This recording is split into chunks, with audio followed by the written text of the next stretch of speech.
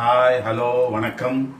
இன்னைக்கு நம்ம சமையலில் என்ன கத்திரிக்காய் செய்யலாம் வாங்க. என்ன கத்திரிக்காய் இதுக்காகவே ஊர்ல இருந்து கத்திரிக்காய் வந்தது. நான் வந்து ஒரு 1/2 கிலோ கத்திரிக்காய் செய்கிறேன். இந்த மாதிரி கட் பண்ணிக்கணும். இந்த நாளா இது நல்லா இருக்கும். ஊர்ல இருந்து வந்த கத்திரிக்காய், அதுக்காக தான் இன்னைக்கு செய்யறேன். அதுக்கு வேண்டியது எல்லா கத்திரிக்காய் செய்யலாம் இல்ல, எல்லா கத்திரிக்காய் செஞ்சுக்கலாம். நம்ம ஊர்ல இருந்து வந்தது செஞ்சா நல்லா இருக்கும். இப்போ இது 1/2 கிலோ கத்திரிக்காய்க்கு வந்து என்னென்ன வேணும்ன்றது நான் சொல்லிடுறேன். இந்த ஒரு இது வந்து 50 கிராம் பிடிக்கும் இந்த டப்பா. நான் அதுல பாதி கடலைப்பருப்பு போட்டிருக்கேன். ஒரு 20 கிராம். இது வந்து ஒரு 30 கிராம் அப்படி இருக்கும் வேர்க்கடலை. இது வந்து பச்சை அந்த தேங்காய் பத்தை இருந்தால் வச்சுக்கலாம். அப்படி இல்லைன்னா இது வந்து காஞ்சது கொப்பரைன்னுவாங்கள்ல, அது வச்சுருக்கேன். இந்த பாருங்க, 2 ஸ்பூன் தனியா, கொஞ்சம் காஞ்ச மிளகாய், ஒரு சின்ன துண்டு பெருங்காயம். இதெல்லாம் வந்து சும்மா எண்ணெய் இல்லாமல் வறுக்கணும். இது ஃபுல்லா இது வந்து காரத்துக்கு நமக்கு எவ்வளோ காரம் தேவையோ அந்த அளவுக்கு தான் நான் மிளகாய் வச்சுருக்கேன். 1/2 கிலோ கத்திரிக்காய்க்கு வந்து இந்த காரம் போதும். அதுக்காக தான் நான் கொஞ்சம் காஞ்ச மிளகாய், கொஞ்சம் பச்சை மிளகாய் வச்சுருக்கேன்.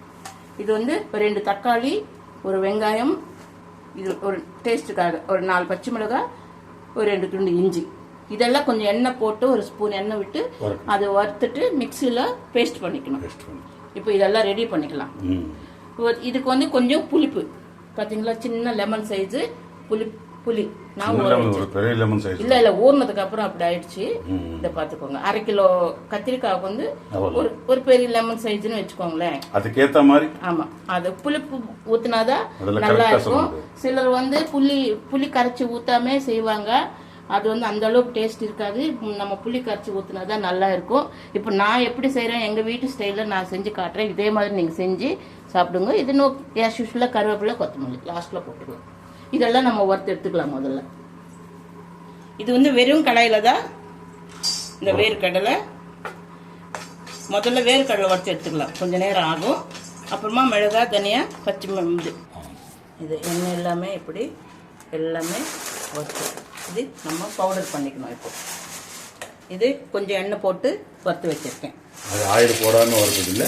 ஆமாம், இது ஆயிலெல்லாம் இல்லை, வெறும் கடாயில் போட்டு சும்மா ஒவ்வொன்றா வறுத்துக்கிட்டு நல்லா இது பவுடர் பண்ணிக்கிட்டு அப்புறமா அதை மிக்சியில் பேஸ்ட் பண்ணிக்கணும். இதில் வந்து கொஞ்சம் ஆயில் ஊற்றி, ஆமாம், ஒரு 2 ஸ்பூன் எண்ணெய் ஊற்றி இது வந்து வறுத்து வச்சுருக்கேன். இது பார்த்தீங்களா, இதுக்கு வந்து கொஞ்சம் உப்பு அப்புறமா குழம்புல போட்டுக்கலாம். இதுக்கு மட்டும் பவுடருக்கு மட்டும் கொஞ்சம் உப்பு. இப்போ இது பவுடர் பண்ணிக்கலாம். இது பேஸ்ட் பண்ணிக்கலாம். இது மசாலா பவுடர். அதெல்லாம் நம்ம வறுத்தது இந்த மாதிரி வேர்க்கடலை, கடலைப்பருப்பு, பெருங்காயம், காஞ்ச மிளகாய், தனியா எல்லாம் போட்டு வறுத்து இந்த மாதிரி பவுடர் பண்ணிக்கோங்க. ரொம்ப நைஸாக இல்லை, வேணால் கொஞ்சம் கொரப்பாக இருந்தால் நல்லா இருக்கும். இப்போ இது வந்து நம்ம மிக்சியில் போட்டு பேஸ்ட் பண்ணிக்கலாம். கத்திரிக்காய் வந்து இந்த மாதிரி கட் பண்ணி வச்சுன்னு இருக்கேன். உப்பு தண்ணியில் போட்டு வச்சா கலர் சேஞ்ச் ஆகாமல் இருக்கும். அதுக்கு தான் நான் உப்பு தண்ணியில் போட்டு வச்சுருக்கேன். பார்த்துக்கோங்க, 1/2 கிலோ கத்திரிக்காய் இந்த மாதிரி கட் பண்ணிக்கோங்க. ஒவ்வொருத்தரும் ஒவ்வொரு விதமாக செய்வாங்க. நான் செய்கிறது வந்து இப்படி தான் செய்வோம். நீங்களும் இது பண்ணி டேஸ்ட் பண்ணி கமெண்ட் பண்ணுங்க. இது இப்போ பேஸ்ட் பண்ணிக்கலாம். இப்படி பேஸ்ட் இது தனியாக வச்சுக்கலாம். இப்போ இந்த பவுடர் வந்து இந்த காய்க்குள்ள ஸ்டஃப் பண்ணலாம். ஒரு காயில் இந்த மாதிரி வச்சு இப்படி வச்சுக்கலாம். எல்லாத்துலேயுமே சிக்கன்ல அந்த மசாலா ஏற்றின மாதிரி. ஆமாம், எந்த சிக்கன்ல, ஹோட்டல்ல எல்லாம் சிக்கன்ல அந்த மாதிரி மசாலா ஏற்றுவாங்க. அது 65க்கு இதுக்கெல்லாம் கொஞ்சம் நைஸாக கட் பண்ணி மசாலாலாம் அப்படியே இது பண்ணுவாங்க. இந்த மாதிரி எல்லாத்துலையுமே இந்த பவுடரு ஸ்டஃப் பண்ணிக்கலாம். மெயினான ப்ராசஸ் இந்த மாதிரி கொஞ்சம் அகலமாக இருக்கணும், கனமாக இருக்கணும் பாத்திரம். அதில் தான் வைக்கணும். என்கிட்ட இது இருக்குது, இது நான் வைக்கிறேன். இல்லைன்னா உங்ககிட்ட இருக்கிறதுல கொஞ்சம் அடி கனமாக இருக்கிறதுல வச்சாதான் அடி பிடிக்காம நல்லா செய்ய முடியும். இப்போ இதுக்கு வந்து எண்ணெய் ஊற்றிக்கலாம். எண்ணெய் கத்திரிக்காய் இல்லையா, கொஞ்சம் எண்ணெய் பிடிக்கும். ஆயில் பிரிஞ்சால் அதுக்கு வந்து பேரே எண்ணெய் கத்திரிக்காய்ன்னு சொல்லுவாங்க. அதனால வந்து கொஞ்சம் எண்ணெய் பிடிக்கும். எப்போ ஒரு நாளைக்கு செஞ்சு சாப்பிட்றோம், அதனால கொஞ்சம் ஒரு நாளைக்கு எண்ணெய் சாப்பிட்டா ஒன்றும் ஆகாது. ஆனால் டெய்லி மட்டும் கம்மியாக சாப்பிடணும். எப்போ ஒரு நாளைக்கு இந்த மாதிரி ஐட்டம்ஸ் பண்ணிக்கும் போது கொஞ்சம் எண்ணெய் வந்து ஜாஸ்தி சாப்பிட்டதா அதுக்கு கொஞ்சம் போடணும். அதுக்கு தான் பார்த்தீங்களா, இந்த பவுடர் வந்து இதில் இப்படி எல்லாத்தையுமே ஸ்டப் பண்ணி வச்சுருக்கேன். மற்றது அப்புறமா மேலே தூவிக்கலாம். இப்போ வந்து எண்ணெய் ஊற்றுறேன் பாருங்கள். ஒரு 100 கிராம் எண்ணெய் பார்த்துக்கோங்க. Main picture. ஆமாம், எண்ணெய் தானே நிறைய வேணும் இதுக்கு. அதனால் எண்ணெய் கத்திரிக்காய்ன்றதுனால அது எண்ணெய் ஊற்றினா தான் அந்த டேஸ்ட் நல்லா இருக்கும். ஒரு 100 கிராம் எண்ணெய் போதும், அதுக்கு மேலே வேணாம். நான் வந்து 100 கிராம் எண்ணெய் ஊற்றிருக்கேன். இந்த மாதிரி அகலமாக இருக்கிற பாத்திரத்தில் தான் வச்சுக்கணும். இன்னொரு வாட்டி சொல்கிறேன். இதுக்கு வந்து 4 கடுகு, 2 வெந்தயம், 2 ஜீரகம், தாளிக்கிறதுக்கு. அவ்வளோதான்.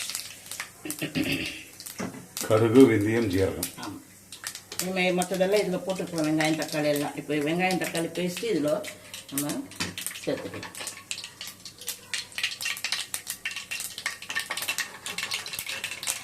எண்ணெய் காஞ்சிடுச்சு, நல்லா கடுகு நல்லா பொரிச்சுது. இப்போ சிம் பண்ணிக்கிட்டு நம்ம இதெல்லாம் மிக்ஸ் பண்ணிக்கணும். இது வந்து சிம்மு பண்ணியாச்சு.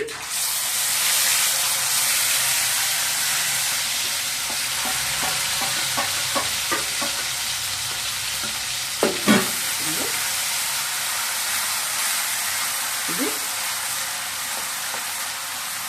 அந்த பேஸ்ட்டு தக்காளி, வெங்காயம், 2 பச்சை மிளகாய், கொஞ்சம் இஞ்சி, அதுதான் அது.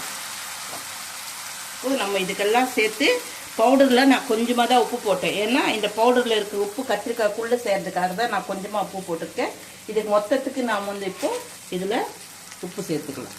பாருங்கள், போதும். அப்படி பத்தலைன்னா அப்புறமா சால்ட் மிக்ஸ் பண்ணிக்கலாம். காரம் எல்லாம் வேணாம். நம்ம ஏற்கனவே பச்சை மிளகாய் போட்டிருக்கிறோம், காஞ்சி மிளகாய் போட்டிருக்கிறோம், மஞ்சத்தூள், அவ்வளோதான். இது வந்து ஒவ்வொருத்தரும் ஒவ்வொரு விதமாக செய்வாங்க. நான் இப்படி செய்வேன், நல்லா இருக்கும். நீங்களும் இதே மாதிரி செஞ்சு சாப்பிட்டுட்டு கமெண்ட் வைங்க எப்படி இருக்குன்றது. சப்ஸ்கிரைப் மட்டும் பண்ணுங்க மறக்காமல், அதுதான் மெயின். இப்போது கத்திரிக்காய் ஒவ்வொன்றா இதில் வச்சுக்கலாம். இப்போவே ஸ்மெல் வருது. சூப்பர். எல்லாம் பவுடர் எல்லாம் மிக்ஸ் ஆகிருக்கு இல்லையா. வேர்க்கடலை போட்டுருக்குறோம், கடலைப்பருப்பு போட்டுருக்கோம். கடலைப்பருப்பு வேர்க்கடலை தான். உளுத்தம் பருப்பு அதெல்லாம் வேணாம். உளுத்தம் பருப்பு போடக்கூடாது. நான் என்னென்ன போட்டிருக்கேன்னா அது மட்டும் தான் நீங்கள் போடுங்க. எக்ஸ்ட்ரா எதுவுமே சேர்க்காதீங்க. கொஞ்ச நேரம் இது வேக வைக்கணும், கொஞ்சம் வதங்கணும். என்ன மூடி வச்சிடலாம். இது கொஞ்ச நேரம் எண்ணெயிலேயே நல்லா வதங்கிடுச்சு. ரொம்ப நேரம் வதங்கினா கூட கத்திரிக்காய் வேகாது எண்ணெயில். அதனால தான் கொஞ்ச நேரம் போதும். இப்போ வந்து நம்ம புளி கரைச்சி வச்சுருக்கோம் இல்லையா. நான் இந்த மிக்சியில் அது அரைச்சேன். அதில் வந்து இந்த புளி கரைச்சி இதுலேயே நான் ஊற்றிருக்கேன். பாருங்கள்,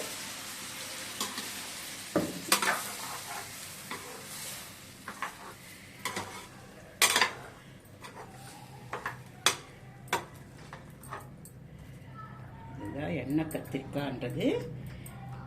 இப்போ வந்து இந்த பவுடர், மிச்சமான பவுடர் இருக்கு இல்லையா, இதை நம்ம மேலே அப்படியே தூவிக்கலாம். இது வேஸ்ட் பண்ண வேணாம். இதுதான் மெயின் மசாலா வருது, இதில் தான் வரும். அதுக்கு தகுந்த போல் அந்த புளி கரைச்சி ஊற்றுனாதான் டேஸ்ட் நல்லா இருக்கும். சிலர் என்ன பண்ணுவாங்க, இதுவே போட்டுட்டு செஞ்சிடுவாங்க. அது அந்த அளவுக்கு டேஸ்ட் இருக்காது. நம்ம புளி தண்ணி கொஞ்சம் ஊற்றணும். ஆயில் தேவையில்லையா? இனிமேல் எதுவும் தேவையில்லை. அது ரொம்ப ஹையில் வைக்காம ஒரு மீடியம் ஃப்ளேமில் வச்சு நீங்கள் இப்படியே கொஞ்ச நேரம் மூடிடணும். அவ்வளோதான்.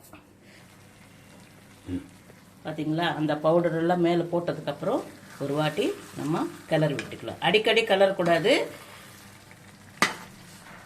இது இப்படி ஒவ்வொன்றா ஆயில் ஃபுல்லாக இருக்கிறது அடி பிடிக்காது, அடி பிடிக்காது. ஆனால் இந்த மசாலா வந்து அடி பிடிக்கும். அதனால தான் நம்ம வந்து சிம்மில் தான் வச்சு செஞ்சுக்கணும். ஃப்ளேம் ஹையில் வைக்காதீங்க.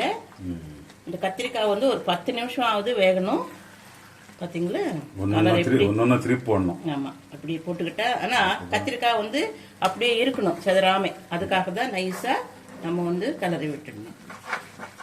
பார்த்தீங்களா, அடி பிடிக்காம இப்படி கிளறு. இல்லை அடி பிடிச்சிச்சுன்னா ஸ்மெல்லு வேற மாதிரி ஆயிடும். இவ்வளோ நம்ம கஷ்டப்பட்டு செஞ்சு கூட அந்த டேஸ்ட் வராது. ஆஹா, மசாலா வாசம் சூப்பராக வருது. ஆமாம், இதுதான் நம்ம வீட்டு ஸ்பெஷல். நம்ம பசங்களுக்கு, நம்ம வீட்டுக்கு யார் கெஸ்ட் வந்தாலும் சூப்பராக செய்வீங்க, நல்லா இருக்கு அப்படின்னு சொல்லிட்டு போவாங்க. நீங்களும் அதே மாதிரி சொல்லணும். இதே மாதிரி செஞ்சு சாப்பிட்டுட்டு வியூவர்ஸ்க்கும் சொல்கிறேன்.